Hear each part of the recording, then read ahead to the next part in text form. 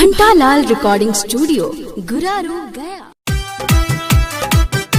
विकास मांझी जिंदाबाद जिंदाबाद जिंदाबाद, विजय यादव जिंदाबाद जिंदाबाद जिंदाबाद। गुनाकला पंचायत का मुखिया कैसा हो, विकास मांझी जैसा हो। क्यों पड़े हैं चक्कर में, कोई नहीं है टक्कर में।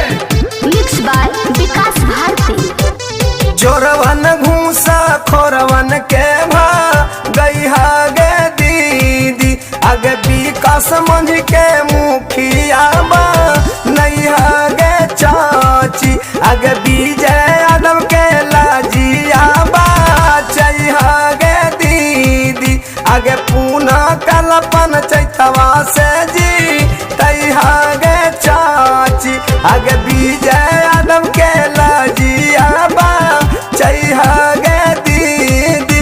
विकास मांझी जिंदाबाद जिंदाबाद जिंदाबाद, विजय यादव जिंदाबाद जिंदाबाद जिंदाबाद। गुनाकला पंचायत का मुखिया कैसा हो, विकास मांझी जैसा हो। क्यों पड़े हैं चक्कर में, कोई नहीं है टक्कर में।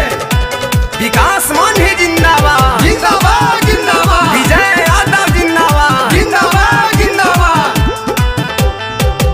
कोई कितनो कही लेकिन झांसा में न जाइया, विकास मांझी के सब मुखिया बनाइया।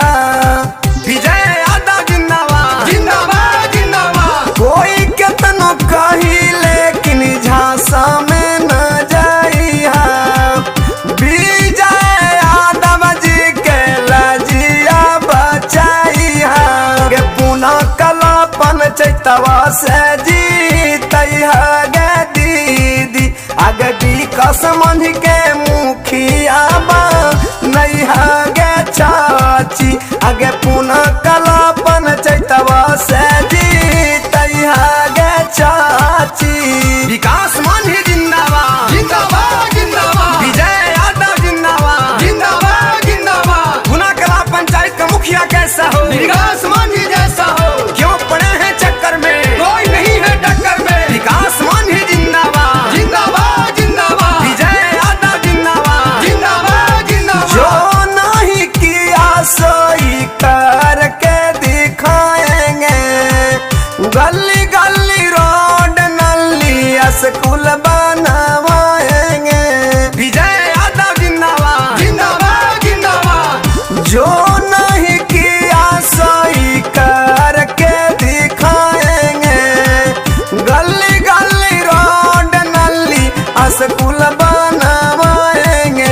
आगे घंटालाल के बतिया न भूलैया गे दीदी, आगे विजय यादव के लाजिया बा चाहिए गे दीदी, आगे विकास मांझी के मुखिया बा नहीं गे चाची, आगे पुना कलापन चैतवा से जी तैया गे चाची, आगे विकास मांझी के मुखिया बा नहीं गे दीदी। मिक्स बाय विकास भारती। विकास मांझी जिंदाबाद जिंदाबाद जिंदाबाद, विजय यादव जिंदाबाद जिंदाबाद जिंदाबाद। गुनाकला पंचायत का मुखिया कैसा हो, विकास मांझी जैसा हो। क्यों पड़े हैं चक्कर में, कोई नहीं है टक्कर में। विकास मांझी जिंदाबाद जिंदाबाद जिंदाबाद, विजय यादव जिंदाबाद जिंदाबाद जिंदाबाद। घंटालाल रिकॉर्डिंग स्टूडियो